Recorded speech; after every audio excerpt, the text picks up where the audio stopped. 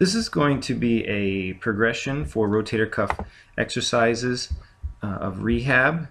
The first thing we're going to do is external rotation, and this is working the infraspinatus and teres minor muscles. We turn around and do the other way, and we're going to work the subscapularis muscles, deltoids, some pec minor muscles here. Overall, we're trying to strengthen the rotator cuff. Now we have external rotation with arm in 90 abduction. Same motion, controlling it up and down, working the muscle concentrically, then eccentrically.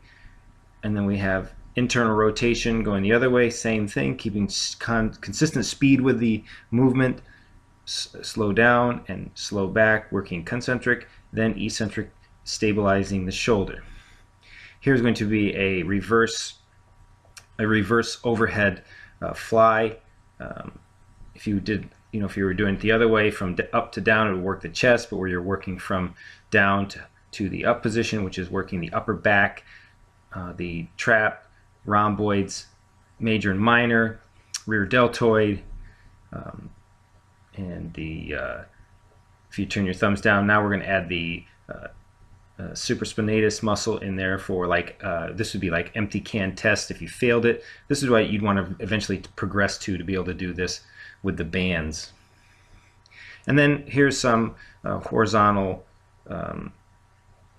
reverse flies. Same thing, you can see pinching the back together, working the upper trap, mid trap, and a little bit of the lower trap, rhomboid major minor, rear deltoid, and a little bit of tricep is getting in there. This one is going to be more lats and more tricep, strengthening that rotator cuff muscle. You also, when you strengthen rotator cuff muscles, you want to strengthen the biceps and the triceps also.